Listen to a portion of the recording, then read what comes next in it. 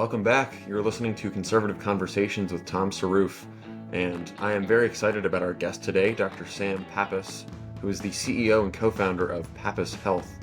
He is a doctor and expert in integrative and functional medicine, and he has been for a long time one of the leaders of the Make America Healthy Again movement and trying to holistically consider human health and the whole holistic conception of human life through the perspective of medicine, which is really interesting. And he's got one foot in the Greek world and the ancient world, and another foot in American lifestyle, which I think you'll see and appreciate. So we talk about health and nutrition, exercise, diet, and the like.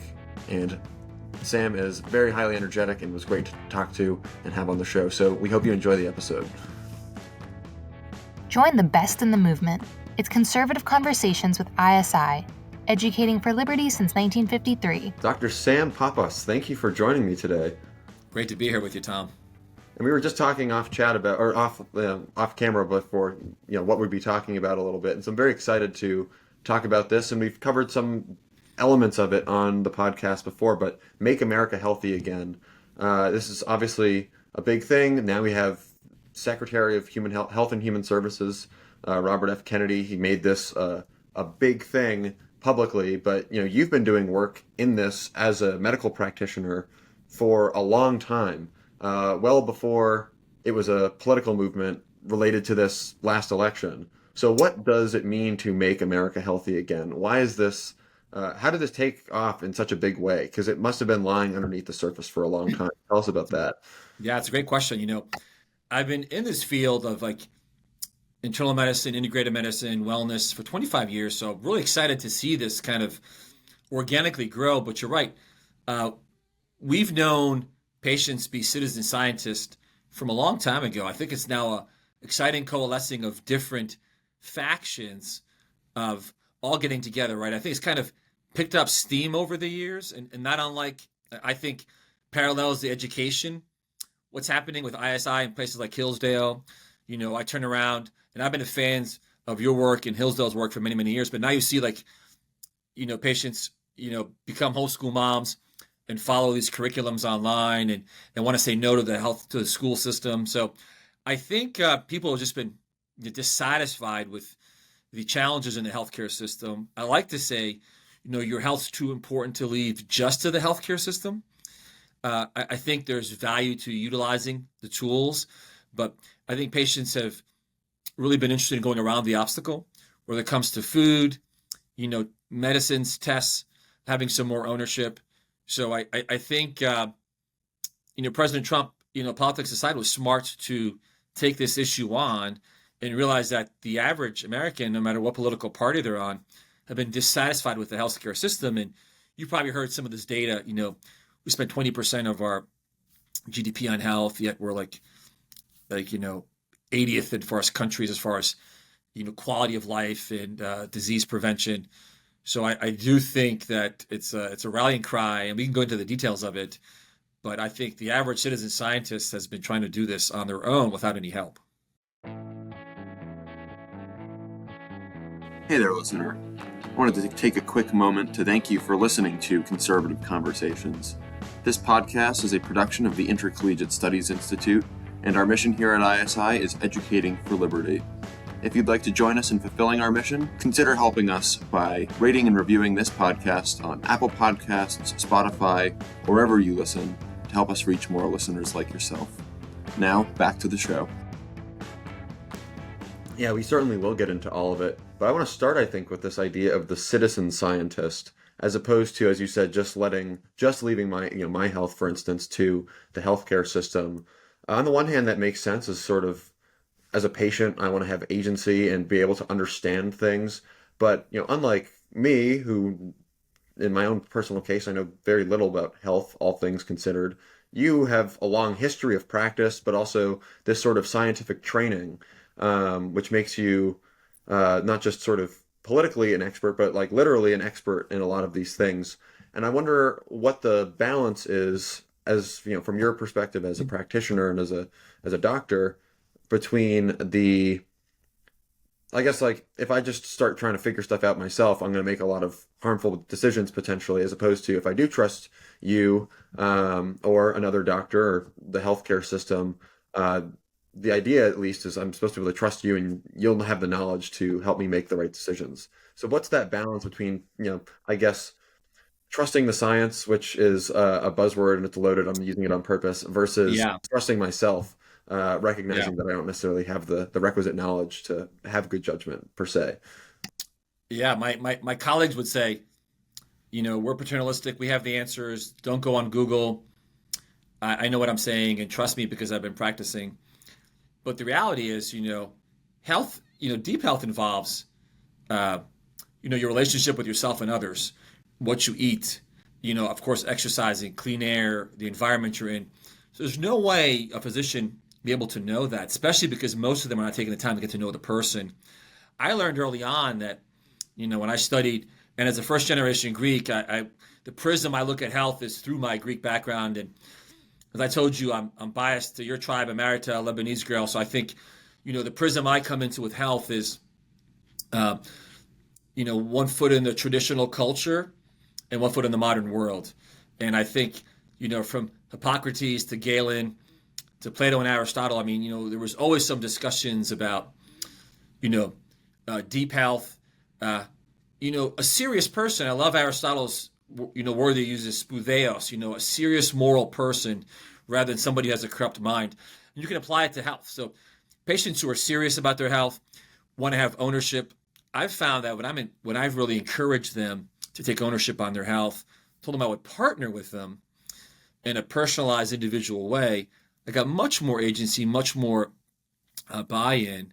And that's what a lot of the philosophies on this functional medicine, integrative medicine, personalized medicine really have spoken to. And early in my career, I worked with a young doctor who was one of the first pioneers in this field and was doing martial arts and research. And he said, look, there's research that, you do mind body work and prayer and exercises can help your health. And I really didn't need that to be confirmed, but it was really nice to see that, what Hippocrates said about positive health was true. He said, diet and exercise are important, but knowing about the person's family, the weather, the climate are all important. So I learned early on that, if you partner with patients, you put them at the epicenter of their health, you give them ownership, you really can achieve some great stuff. And unfortunately, it's still not being taught in medical schools. It's not being taught in residencies. We're taught, disease-based rather than systems-based. We're taught take a pill to match the ill. I think the average physician cuts off, a patient in 30 seconds. We've always been the opposite. I'm fascinated by the concepts of the ancient Greece of physician, philosopher, physician, priest, right? Getting to know them. Patients often joke, I think I'm coming in for confession, doc, because I'm just sharing my stories with you. So, yeah, I think patients intuitively understood that I should be part of the process. And I want to tell you how I feel and what I think is going on. And I encourage them. And I'm like, listen, I want you to read about X, Y, and Z, or maybe go here. So I'm of the opposite, but most of my colleagues would say, don't research this. But now with AI, and I'm sure you get this, Tom, as well, but I have patients tell me, listen, I put in my symptoms in AI and it gave me, or my labs, and it gave me more information than my 5-minute doctor's appointment, which I think is very exciting. Now, I would hope physicians would learn from that and want to partner with patients to look at trends, but I think most of them have not embraced it, unfortunately. Yeah, that's very interesting. I guess that tracks with the common perception of, what the current medical landscape is, you go in 30 seconds, you're in and you're out. You have some sort of pill. It sounds like you're swimming upstream in terms of the maybe patient agency and relationship mindset. Right. Yeah. I mean, because we saw the patients were demanding more, and we know if we partnered with them, again, I like to use the education system as a parallel. My colleague likes to say, we're parallel to the healthcare system. And I like to say, whether it was St. Basil talking to the pagan Greeks or Bruce Lee, they would say, take what's useful, disregard the rest. So I would tell them, listen, this is really a good idea. This isn't a good idea. Let's use a system to get some testing done. Why shouldn't we optimize hormones? Why shouldn't we test you for nutrient deficiencies? Why shouldn't we get you to go away for a sabbatical or go to a healing space? Go to Florida for the winter, go visit Greece or Lebanon. So I think there's so much things we can do. I think people are very excited now that perhaps there's going to be more opportunity with the MAHA movement and RFK Jr. and the government to kind of get out of, soccer moms' ways and have them make some more decisions independently. So that's why I'm very excited about it. I mean, if you see the people who are involved, I mean, you have very cool hippies who've been involved in botanicals and earth medicine for a long time, to soccer moms, to homeschool moms, to, I say with affection, bro sciences, young men like yourself who are excited about exercising and going to the gym and are strong body and mind and spirit, right? So it's just really exciting times, although, it's a little bit of Wild West. But I'd rather have patients ask us more questions than not. Certainly, yeah. The Wild West phenomenon, I think, is what I was trying to get at there. Maybe you could tell us, when you're giving advice or counsel to your patients and you're saying, I want you to do some of this research or look into this stuff. Are there some sources that, if you give any common layman who wants to know more, where you go, these are the 5 books or the 5 articles or the 5 things that you should pay most attention to, and that's going to cover maybe, I don't know, 80-90% of a lot of things and give you that sort of foundational understanding? It's interesting. I mean, it's gone through waves. I don't think there's any one book that covers all the systems. For example, like I have a strong family history of heart disease, and I've had some early inflammation in my arteries, even though I've been fit. So, for example, there's a bunch of cardiac resources that I like. There's some on the nutrition front. There's some in hormones in general. So there are a bunch of really good books for some of them. I haven't found one that's really good for everybody. So I try to get to kind of know their story. And, as an aside, I'd be happy to help any listeners if they wanted to reach out. And we'll talk about this later, how to reach out. But, I'm often looking and seeing what their concerns are, then telling them, check out this book.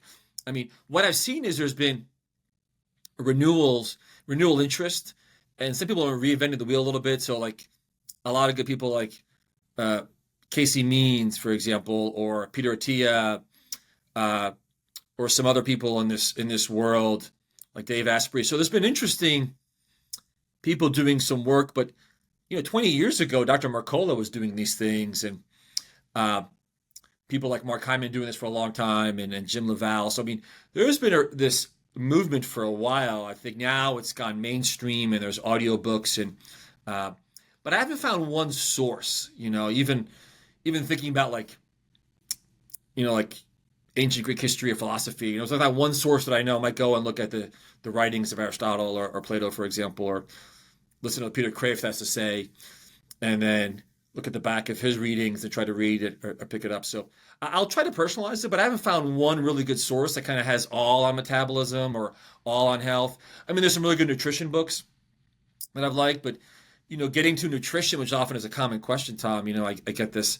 And I think on one hand, nutrition is a powerful lever. On the other hand, the diets have become the last religion in America. Everyone has this diet and they want to stick to it. So, I'll talk about a book about Mediterranean diet or about paleo diet, but they're all personalized. They're all a little bit different. So I don't have one book that I like.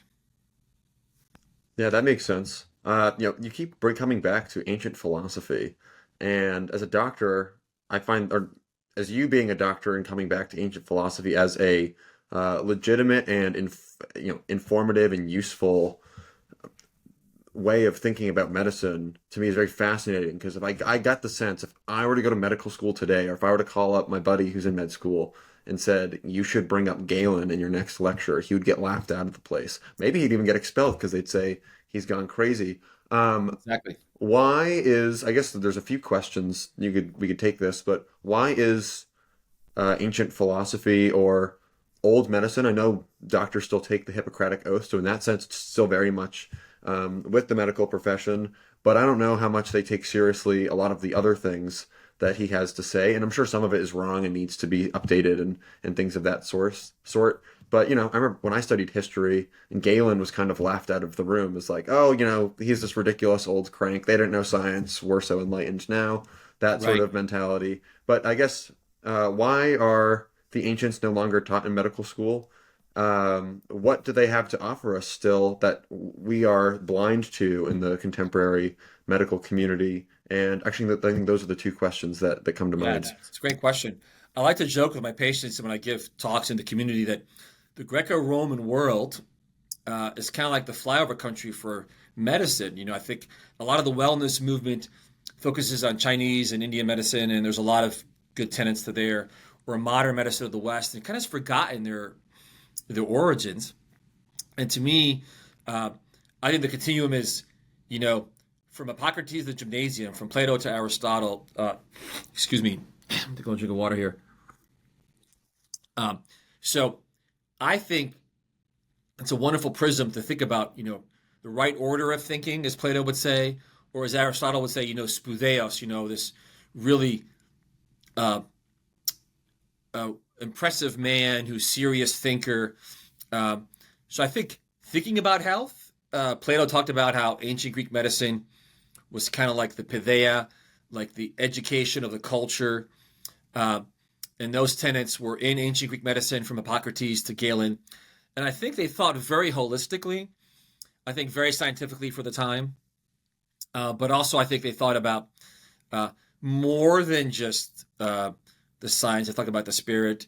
And in my experience, also they included the concept of the gymnasium. And I think the gymnasium is somebody who has been athletic, I think is an underappreciated concept of ancient philosophy and health, right? I think the gymnasium, as is where, you know, mostly men, unfortunately, until later, learn about the physics and metaphysics of health and survival, about how to think and how to act. So I think that concept, I love reading about as Hellenism spread post Alexander the Great, the Jewish diaspora would say those Greeks are those people who were in the gymnasium, and I think obviously maybe they meant it as disrespect, but I think the concept of mind and body in one place, the prism of the gymnasium, I think it was super, super important. And I think now we're seeing more of that. So I always think that they have much to teach us. I mean, Galen, just how he treated these gladiators in Roman times was very holistic. It's written some great books about how to think about health. Again, Hippocrates, all the great ancient Greek doctors took care of, like the Persians and others who needed, doctors to think about health. And again, with Hippocrates, everyone focuses on the quote, let food be thy medicine. But a much better approach is his concept of positive health, where he said food and exercise is important, but also know the climate the person lives in, know their family situation. So he was into holistic medicine before it became more famous. And I also believe there was a psychologist, a Greek psychologist, wrote a book, How Can Plato and Pythagoras Heal You? And I use that as a template. He basically said that, you can fine tune your health through, amongst other things, strict dieting, intense exercise, daily meditational walks to contemplate the cosmos, studies in character and ethics, kind of like Plutarchian virtues. And then I would add on also, things like fasting and connecting in a community. So I thought it was very interesting concepts that I think we've forgotten about, and we just put into one category like philosophy or history that I think all of us, could benefit from. Yeah, that's all amazing. I've never heard a doctor talk to me or say something about how my virtue is important. And I've had good doctors too. As no one's ever thought to mention that. I guess what's so commendable about it is, among other things, the Jesuits, at BC, they talk about cura personalis, or care for the whole person. And so this idea of the physician, like St. Thomas Aquinas and others, these sort of doctors of the Catholic Church. I'm not sure if the Orthodox have great saints and fathers, but I don't know if they've got doctors of the church quite in that same I way. think they call them similar to doctors, exactly, yeah. But yeah, that's like the doctors were the teachers and the people who had the care of the whole person's mind, body, and soul. Yeah. So that's fantastic And most and of the doctors rare. of the church, whether it was the monks of the West or the East, had a lot of longevity. So to me, I think those concepts you know, of fasting from food and other behaviors, of passions that we read about, and you with your background, again, you're kind of like me, East and West guy with your background. Uh, Actually, one of the fathers of the Greek Church, Saint Basil, kind of created the first ever hospital uh, and a nursing home. So I think uh, the ancients to the fathers of the church presented great opportunities from learning wisdom about health. And I like to joke, we should go from the city to the country, city to the monastery, city to the ocean, uh, remove ourselves from, modernity, even at short breaks. And that's why I'm excited to see, your Ash here on Ash Wednesday, that we're recording. And I think uh, this time of year, even for born again pagans, especially for Christians, to embrace uh, the virtue of struggle. And we could talk about this, but both the Lebanese and the Greeks, the Melkites and the Orthodox, I think, do more of that than some of our brethren on the Western Christian side, who may give up one thing. Uh, but I think the concept of fasting is another thing that's kind of started, especially in post-World War II Greece. So the continuum for me as a Greek was looking at the ancients and their vitality and interest in the gymnasium and training and Hippocrates and Galen. But then going to post-World War II Mediterranean culture, especially Greece, but also Italy and Japan, and they have had a lot of longevity, right? Like the 20 or 30 years after World War II, the longevity in Greece was one of the highest in the world. So again, was it because they ate real food? Was it because they were fasting? Was it because they had simple lives? We can chat more about that, but I think those are important concepts, that people are interested in now. Yeah, let's definitely go there because we have talked about the Make America Healthy Again movement, and we talked about things like seed oils, but and especially the politics of that. But I don't think it's ever been explained to me in a way that I can really understand. And I wonder if this is also true for the listeners about some of the medicine or the science of, and I guess since we're talking about the totality of the human person, mind, body, and soul, so like there's the scope is so wide for things that we could cover, but the medicine behind, what do manufactured food products do to our bodies, and things like how does sleep affect our health over a long period of time, or even over a short period of time. I mean, there's so many things like hormone imbalances, um, infertility, exercise, pollutants, our phones, screens. But there's so much to cover. We have limited Again, time. I think maybe food, because I feel like food and chronic disease are two of the main things that RFK is interested in. So that might be in the news. So what I guess the question is, from a nutritional standpoint, what is some of the medicine, like the medical evidence or science that explains where we are today in terms of our poor health? I'm thinking of things, obesity, hormone imbalances from food, and yeah. things like that. Yeah, I think we're metabolically dysfunctional, and I always begin with the food, right? I think the classic story you hear from a patient is, they're visiting family in Europe or South America or Asia, and they have the same foods and they feel fine. And they come here and they had that same food, and they're like, okay, was it the gluten? Was it a seed oil in there? Was it chemicals? And we could discuss, for example, Europe and some of their challenges compared to America, but they've always have spent more on food, have had more impressive regulations on the quality of the food. Uh, so I think they spend more and eat less, and we spend less and eat more. So if you look at the food quality, is food medicine? Is food information? Is food, joy? Uh, but it is information, right? So food can turn on and off our biochemistry, can turn on and off genes. Uh, for example, healthy fats, right? We know fat should come from, fish and animal proteins. But these fake oils, these seed oils, which are basically just fake oils, synthetic, chemically processed oils, create alarm bells in the body. They actually affect the actual cells. And a cell actually needs to be flexible and have healthy fats. These seed oils kind of make these cells not very flexible. They create alarm bells and inflammation. They've gotten a lot of attention, and I think they're important. But for some people, it may be gluten or grains, right? One of the key diet principles you may have heard about is paleo diet. And in that concept, it's removing gluten and dairy from a cow. So I find gluten a potential challenge. Some of the new research says, Tom, is gluten the problem, or is it because it has like chemicals in the grains, like the glycophosates and other chemicals? Same thing with the seed oils, right? I mean, I don't think all oils are bad. Avocado oil, olive oil, for example. There's a lot of debate about canola oil not being healthy, which I agree with. But there's no doubt that, a good tenet would be, what did your, grandparents eat? Can this food spoil? Is this food in a box or not? And things have come a long way. I mean, there are great products now. But, customers are very savvy to look and see, okay, does this have avocado oil or does it have, peanut oil? And if it has like a peanut oil or some other like soybean oil, it's probably a seed oil. In my experience, none of these are enough to move the needle for many people if they're dysfunctional. I think they got to push multiple levers.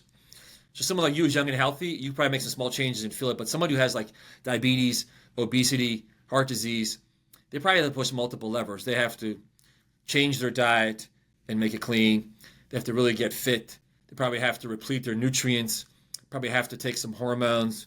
I think that becomes the challenge. A lot of my citizen scientists read a book and said, I'm going to cut out seed oils, but they're not measuring their proteins. They're not exercising. They're not looking at macros. They're not looking at the role of carbohydrates. I would say if I had to use a lever and choose the top more helpful tools, that I would have the amount and type of carbohydrates even more helpful than like seed oils, for example, or even like gluten. So are you carbohydrate sensitive or not? What is your carbohydrates doing? And there's some great people. Nina Teakultz is one of them, is talking about the food pyramid. But in my experience, modified low carbohydrate diets are a super important tool that it's not often being studied in my experience, and still is controversial. The diabetics researchers are still saying have your 6 or 8 grains a day, for example. Could you explain more about the carbohydrate piece? Yeah, I mean, so carbohydrates are important, right? But they have the gamut of a fruit, a vegetable, a legume, i.e. a bean, a potato, and then, bread or grains. The metabolically flexible man or woman who's fit, who's lean, who exercises, they need all those foods. They need all those carbohydrates, important tools. But we've known for the longest time that some people do a classic Mediterranean diet or Atkins diet and improve their fats and proteins and minimize their carbohydrates, and they feel better. Their brain grows, they lose weight. So I think it's an important lever to say, look, if you're overweight, are you metabolically flexible? Do you have the hormones that make you store fat like insulin? And if you do, should you experiment with a low carbohydrate diet? I'll often tell patients, listen, I'm not sure if you need like a plant-based or a low carb diet or a high fat diet, but let's try one for 2 to 4 weeks and see how you do. So I think like an Atkins diet, for example, or a keto diet could be very helpful if you're overweight. If maybe like your glucose or cholesterol and blood pressure are up, because this hormone insulin that stores fat is hanging around. And, a good tool is to look at your waist size, right? I mean, if your waist size has increased, I think an important vital sign is trying to figure out what your body fat is. And now they have scales, Tom, that you can take at home, measure not just weight, but body fat. I mean, we do it in the office, and some more advanced doctors do. I think God has made women to have more body fat than men for reasons of fertility and whatnot. But, As a general rule of thumb, if you measure in inches your belly button, your waist, and then measure your inches in height, your waist size should be less than half of your height. So if you're 72 inches, your waist should be less than 36 inches, for example, right? So waist to height ratio is one of my favorite tools. And when I give lectures in the community, and people may not have access to myself, and they may have just a basic doctor who's in their plan, I tell them you don't have to be dependent on them. You can measure your body fat. You can measure your waist to height ratio. You can get blood work online from organizations, and there's many of them now that will work outside of the health insurance, where you can look at some of these markers of inflammation and glucose. And we can talk about these and more tests that are available. But I think, for example, if your waist or weight have increased, then a lower carbohydrate or a modified lower carbohydrate. There's even research in the Mediterranean world out of Spain and Italy that short terms of low carb Mediterranean are also very helpful. And we can talk about other diseases like neurodegeneration, Alzheimer's, Parkinson's. We know a lot of those patients do very well with a lower carbohydrate, higher fat diet, a ketosis diet. So I think seed oil is one. The type of foods you have, like gluten, is another. I think the amount, and I'll also throw in like protein. I think the average person doesn't have enough protein, especially as we age. We probably need more protein. So I'm always interested in kind of the type of foods, how much they have, and then the different kinds. The seed oil is one, the gluten is another, and then being a citizen scientist. I mean, a lot of our patients. A lot of our homeschoolers, a lot of patients of faith are interested in going to places like Chick-fil-A, for example, because of their philosophy on being off on Sundays. But they have some of the worst chemicals in their food. And I love Chick-fil-A. I mean, it tastes great. But it's very, very challenging, for citizen scientists to follow this, to track this, right? So I do think the MAHA movement and the ability maybe to make these things available and maybe not have the cost be as high so restaurants can put in, like healthier fats and not have these other chemicals in here and have healthier grains. So that's what I'm excited about as far as like, the food movement and now looking at the American diet pyramid, which I think is just outdated. Well, I'm totally guilty as charged on Chick-fil-A. I don't do it often, but Lord, is it good. Amen. But Hard to say no. yeah, maybe we can talk a little bit about this idea of the food pyramid, because I've heard from more people that it's either outdated or it's been co-opted by big ag. I don't know exactly what that means. I mean, I have an idea. It's been sort of either fudged or lied about for economic or political purposes, but Right. I'm not making that claim myself. I don't really No, know. I just heard it.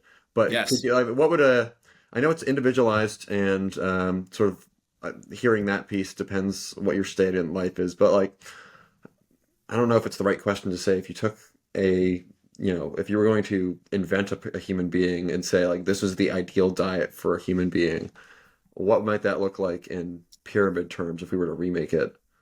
Well, one of the concepts I think about is the concept of nutrigenomics, like your genes and food interaction.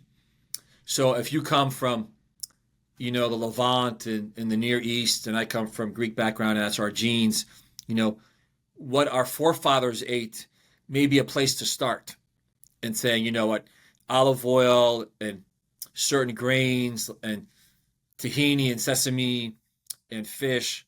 So could those be places to start thinking about food? But I think it's more than that. Not that we couldn't have a salmon from Norway or an avocado from Mexico or California, for example. So I do think genetics play a role. But then I would say is, what this person's goals are. Are they metabolically dysfunctional? Because if they are, they also have to reduce calories, right? So we're talking about types of foods, but we're going to talk about the amount. So, what if I said, Tom, I think you're eating great, but I want you to cut the calories down by 200 a day. So maybe it's caloric.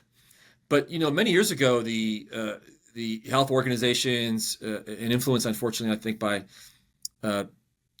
big organizations like ag and big pharma and these food organizations, had these pyramids that said that the foundation should be mostly grains, and then we should have less meat because meat is bad, and then less fat because fat is bad. So low fat, low protein diet was the way to go.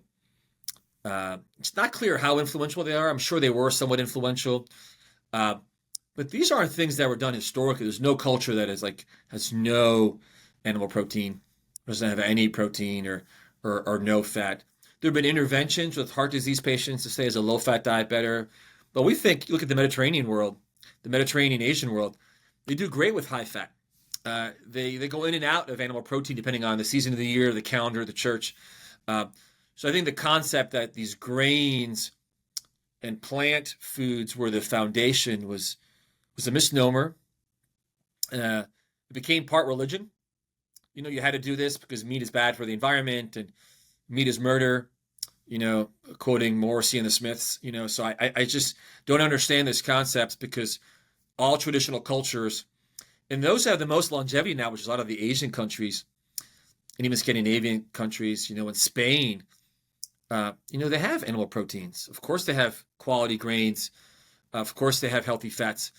So I think this concept that said, hey, should we flip it and have, the grains on top and a foundation of animal proteins and fish and good healthy fats like nuts and seeds and olive oil and avocado, maybe do less carbohydrates. So, Dr. Atkins started this trend many, many years ago, but he basically took the pyramid and flipped it and said, let's have less carbohydrates and less grains and have more protein and more healthy fats. And we can get into each person's unique needs. If a person has heart disease or neurodegeneration, they probably need a lot of healthy, like olive oil, for example. But why is our cultures in the Mediterranean for many years having had less of these diseases of aging? And the four big ones that almost everyone dies from is cardiovascular, heart health, neurodegeneration like Alzheimer's or Parkinson's, diabetes or metabolic dysfunction, and then infections. So we all get that, but we want to see if we can be like this and not be like this in the last 20 years of our life. And this concept of health span says, can we have quality of life rather than a lifespan where maybe we're living until 78 or 80, but the last 10 years are a nursing home. So I think that's another concept you'll see in your listeners will see is health span versus lifespan. That makes a lot of sense. This might be a very, very individualized case, but I knew a guy who's a butcher, and his doctor said, stop eating meat, which as a butcher sounds crazy, but he did it and he lost a ton of weight. It almost sounds it's like the opposite of what you just said about kind of flipping the food pyramid. And I don't know if this is some sort of individualized case or if there's maybe a semi-common nutritional disease or problem where meat I mean, if he was harms eating you. But what are the sort of, I guess when we're thinking about a balanced diet, I agree. I what think are the how can you go too far in the opposite direction, I guess is the question. absolutely. That's what I like to say. Diets have become the last religion. I have patients who are carnivores, and I said, "Where's your fiber coming from? Where are the plant foods coming from?" And maybe you can do it short term because you have an allergy or you're inflamed, your immune system is on high alert, and you can tolerate some of these proteins, but maybe some plants and grains are bothering you. But generally speaking, I mean, there was a doctor many years ago who had talked about, the zone diet and saying there should be a protein, a carb, and a fat at each meal. I think it's a very good concept, just kind of globally. But you're right. I think, for example, your friend the butcher or the story you heard, maybe the meat wasn't good quality and he was having too much calories, right? I mean, because maybe his diet had 3,000 calories, because animal protein and fat can be very caloric intense, and he wasn't getting any vegetables, and when he stopped them, maybe he was eating cleaner. But I live in all camps. I'm mostly plant-based during Lent, and as we talked about beforehand, it can be very intense, and a lot of Eastern Christians, Mediterranean Christians, Mediterranean, the Middle East, will often be vegetarians or pescatarians during Lent.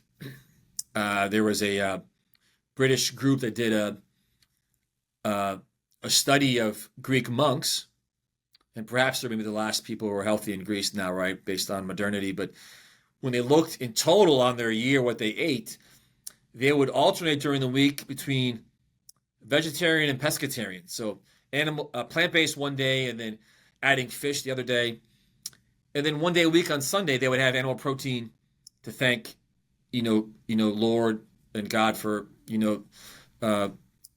all their abundance they have. So fascinating concept, pescatarian with some animal protein.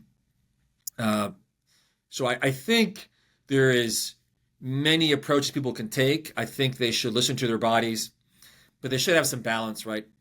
I mean, I think if you're just all plant-based, you're going to be deficient in B vitamins and amino acids and carnitine. If you're just all animal-based, you're not going to get these colors, these red, purple, and blues that can be very helpful. You're not going to get fibers. So I do think we should experiment, but be reasonable once you're better. Certainly. I feel like we've talked a lot about food, but there's still so much. And feel free to keep talking about food as I throw some questions at you. We've talked a little bit about exercise, but I don't want to say what are the benefits of exercise. I feel like that's kind of an obvious question, but maybe I ask it this way.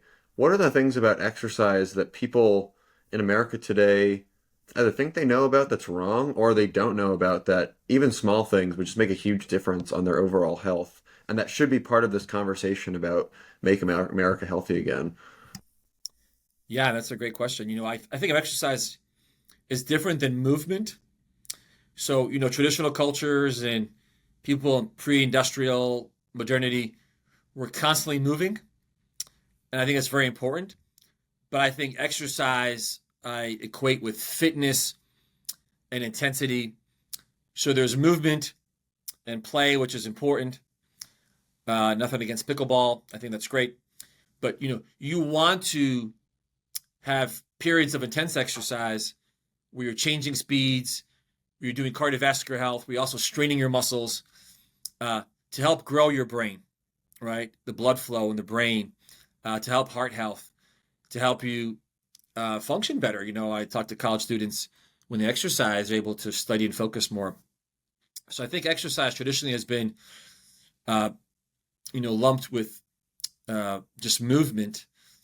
And I don't think walking, although it's great, it will clear the mind, is as important as by itself. I think it should be coupled with, and that's why I like the concept of the ancient Greek gymnasium, right?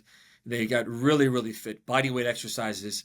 The polis citizens, were members of the polis in part because they participated in the gymnasium. So a very interesting concept, participating in a intense physical fitness program to be part of the city, part of society, to doing it for others, not just in defense of the city, but, for your health as well.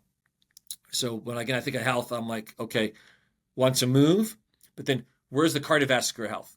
And a lot of the bro science guys who are into muscle building have started to recently acknowledge, and again, they don't have, the experience of doing this 25 years, that, hey, maybe we should do more than just strain the muscles. Maybe we should do cardio as well.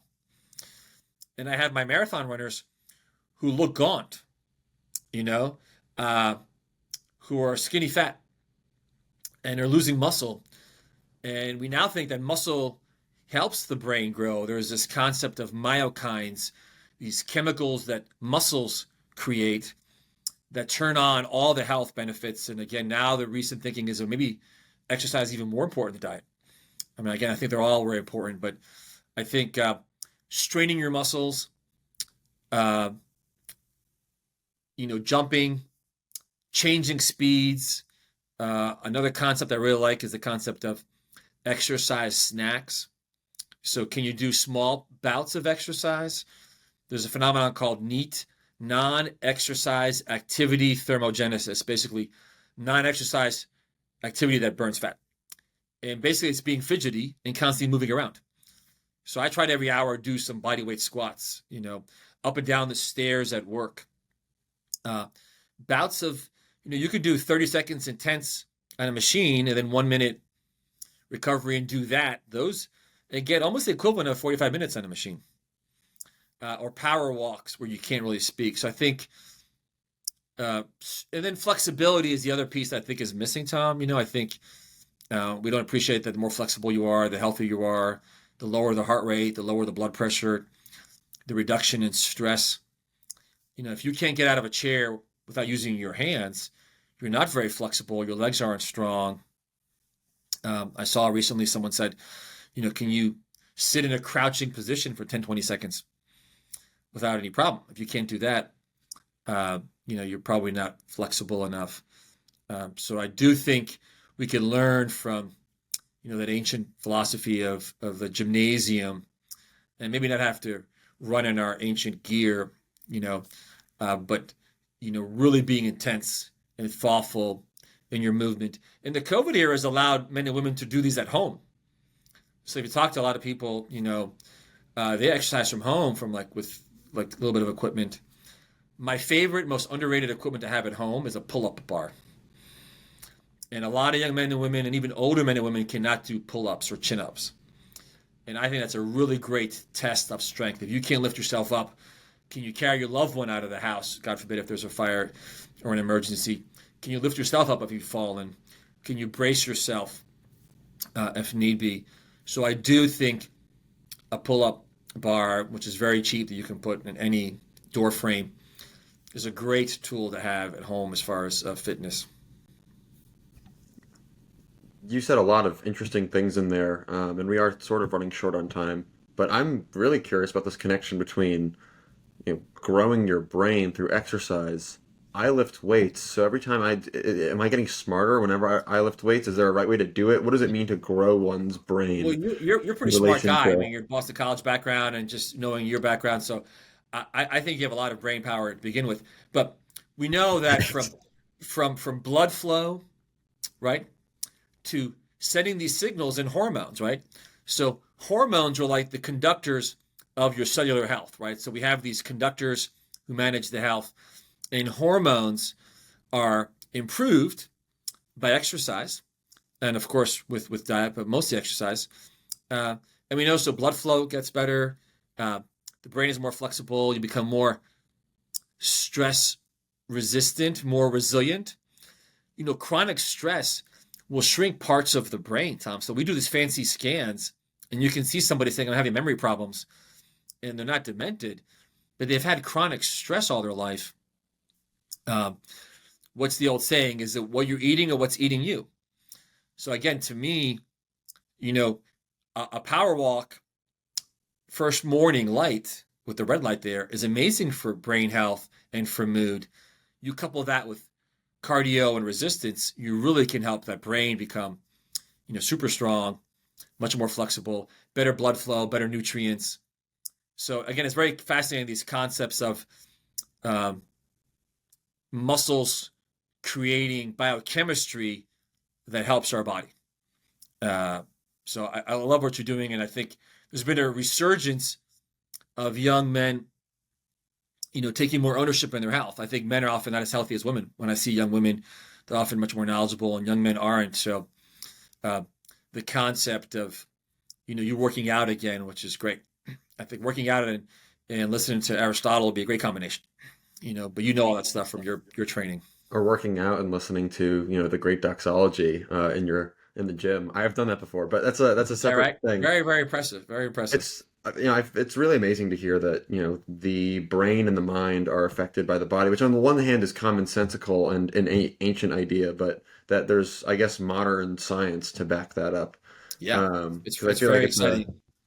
or maybe it's a common sense sort of thing, but maybe like old wives' tale. But no, I never really considered that could be genuinely true. I guess I have another question on the exercise front. I know people who they say, I was a runner for 30 years and my hips and my knees and all my joints are totally worn out. Which maybe if you do that mixed with other forms of exercise and flexibility, you can avoid that. But what's there's maybe two schools of thought. There's the body in motion stays at motion. You have to just go, go, go all the time. That's the secret to longevity in your 80s, 90s. Or you need to take proper rest and, kind of guard your muscles, your joints from being overworked. And that can certainly happen in terms of injury. But, let's just like is Arnold Schwarzenegger's muscles totally worn out now that he's 80 and off of steroids? Or is it just like the fact that he's working still at, however older he is, or, RFK hitting the bench press out in LA, like that's actually Yeah, very good for him at that age, and it's because he was kind of a body in motion. Do you have right. thoughts on that sort of dichotomy? Yeah. I think the body in motion is well put. We know that the more you move, less chance you have from arthritis, right? You lubricate the joints. It's very good for the muscles, the tendons, the ligaments. So I do think consistent movement is key, but you need some recovery, especially as you know, if you're doing an intense day at the gym, you need some rest. So I think a lot of young men, especially, will overtrain. Will try to be like Schwarzenegger. I think Jack LaLanne is a better example than the late great Jack LaLanne, than who was one of the early pioneers of fitness than Schwarzenegger, because he aged very well, and I think Schwarzenegger once he stopped the steroids. But it doesn't mean that hormones are bad, right? I think RFK, to his credit, you look at photos of him when he was younger. I mean, I think his healthcare philosophy, his fitness, the hormone use of testosterone. Testosterone's been vilified. We have many, many men who need testosterone, and we'll give it to them very safely and appropriately. So I do think fitness and movement, coupled with appropriate nutrients, supplements or nutraceuticals, hormones if necessary, are really all game changers. And I think he's a great example. I mean, you see RFK Jr.'s workouts. I mean, I'm excited that somebody in the administrative health state is very fit himself. I think most of my corporate athletes, to use a word, aren't in great shape. Well, when I give lectures as an aside, I tell a lot of my men, you've used your health to acquire wealth, and now you're in middle age or later, and you have to use your wealth to acquire health. Much, much better to prevent these problems, and rather than break down and try to throw money at the problem. So I think RFK is potentially healthier than Schwarzenegger now. And I don't know their health history, but just looking kind of at their body habitus and some of the things that they're doing. So I think it's very exciting times that somebody who's healthy is going to be open to us utilizing all these tools. And there's so many tools we can talk about, and different treatment and modalities. But I think he's practicing what he preaches. That's certainly a good thing. There's still so much we could talk about, but we're coming to the end of our time. And so I think there are two questions. One is, you mentioned something at the very beginning about testing hormones. So I want you to talk about that. And then the second question would be, if people want to follow more of your work, or how they can reach out to you or get more involved in this sort of citizen science MAHA movement, what you would recommend for reaching out and kind of getting involved, or starting to take agency over their health. Absolutely. So I think day one after like someone listens to our discussion could do is they could get personal vital signs. So again, I mean the Fitbit and the Apple Watches are great, but something simple as blood pressure cuff, measuring your waist, like I said, in inches, and your height. So what's your waist to height ratio? What's your blood pressure? What's your weight doing? Those vital signs are very helpful. And then taking an inventory of what you eat, so maybe like a 3-day or a 7-day food diary. And then what is your fitness, right? Being honest with yourself and saying how active and fit I am, how many steps am I walking, how many times did I exercise. So I think getting those basic vital signs will give you a lot of information. To then ask your subconscious some how questions. How can I improve them? But I would take it another step farther and say, where's your biochemistry taking you? Yeah, I think blood work, or the river of life, is the river of life. So I would say I would ask your physicians, I want to do a bunch of different tests. I want to do advanced cholesterol profiles, looking at the size and the shape of the cholesterol, markers of inflammation, measurements of things like omega-3 fats, minerals like magnesium, zinc, glucose markers. And there's a bunch of glucose markers. Doctors should know what these things are.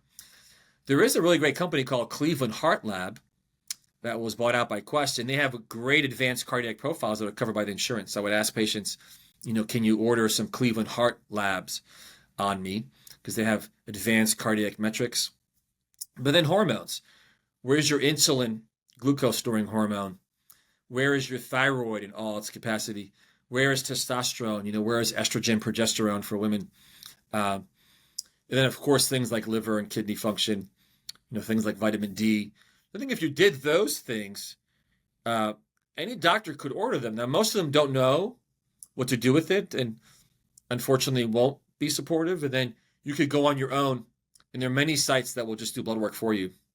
It'll be a little bit out of pocket as opposed to the insurance system, but they're very reasonably priced, the ones I've seen. So I think that would be a great place. I think if you're measuring your vital signs, from your weight to your height to how fit you are to your blood pressure, and then looking at this cardiovascular data, this blood work data, the river of life, I think you get a really good sense of your current state of the union. And then can you take action? And to me, action is like a 3-month program where you're really pushing all levers and you're passionate about health, just like you are with like your work and faith and family life. Too many of my patients do like the health once a week. And it has to be like a full-time job as learning a new language would be, or as learning, like the great books. So I think if they got started there, they would do great. And anybody, any listener can reach out to us. Probably the best way is like our website, pappashealth.com. There's a place where you can send emails, and my team and I can take a look at them and try to help out as best we can without knowing the specifics and kind of point them in the right direction. I'm also on Twitter at Dr. Pappas. But I'd be happy to if they want to message me on Twitter, or if they want to reach out and email us, and we can kind of send them in different directions. It's very exciting times, and it's never too late. And I don't think we have to wait for HHS and RFK Jr. or the NIH to rule from above. We can work around these obstacles. We can change our diet. We can experiment as a citizen scientist. But I would incorporate the mind and body and think about relationship with yourselves and others. And I'll leave you one last little interesting study. For all the excitement about these different tests and treatments for longevity and cryotherapy and doing saunas, which I think are great, and exercise and hormones and peptides and vitamins, there was an interesting study and said, these 8 factors play a role in longevity. And the more you had, the better. And they were, do you walk 45 minutes a day? Do you have at least 3 vegetables a day? Do you sleep 7.5 hours most days of the week? Do you have friends that you could talk to? And we'll talk back to you if you need help. Do you participate in a faith-based organization at least 4 times a month? Which I thought was very interesting. Do you not smoke? Are you, do not have any unprotected sex? And do you have the belief and willingness to age well? And if you had at least 7 of those 8, the average guy lived until he was like 88, and the average woman lived until like 92. If you only had 2 of those, it was like 68 and 72, right? So those are really low-hanging fruit that may be more applicable as we age, but that you can even do even without having, a fancy longevity test or a fancy heart scan, which I think our most traditional cultures would really appreciate and understand. Well, that's fascinating. 20 years difference. Yeah. So it's just very, and I thought the fact that, being in a relationship with friends and with a religious organization and giving back were just as important as walking and vegetables. And I think that's missing when you think about, the health of the soul. And I think a lot of people are just focusing on, the external body and not, the spirit as well. Well, it's a perfect note to end on. Sam, you've given a lot of really good advice, I think. And so hopefully it's of a benefit to our listeners. And thank you very much for joining me. You already mentioned your Pappas Health, so people can reach out to you or ask questions. But is there any other places where you would recommend people follow more of your work, or be looking for information and how to take I it? think those are probably the two best ones. If they send us an email, we can put them on our newsletter. I try to do a newsletter every couple of weeks. I warn patients that I'll give them up-to-date stuff, but also throw some ancient Greek and Roman things there as well. And we'll mention the Phoenicians and Lebanese also. So I try to do high tech and high touch. So that's probably the best place, because you can get on our mailing list and we can send you stuff. But also I can answer questions they have. But also on Twitter, we constantly I will reach out, respond to patients' questions they have, and I'll often will just post things that I'm reading about. So a lot of times I'm like, hey, listen to what I read about. This is interesting, and this is what I studied. And we could talk a whole nother conversation about COVID, but we were one of the few groups doing COVID, and irrespective of COVID, there's been a lot of illnesses and problems with COVID from the infection to the vaccine. So a lot of our patients will reach out asking questions about that as well. So be happy to help anybody who's a fan of ISI. Well, fantastic. Thanks so much. You bet. It's my pleasure. Thank you for listening to Conservative Conversations with ISI. If you've enjoyed this episode, be sure to check out our website at isi.org/resources to see all that we offer our members, including the Intercollegiate Review, select modern age articles, debates, lectures, and of course, this podcast. Thanks again for listening. Don't forget to rate and review, and we will see you next time on Conservative Conversations with ISI.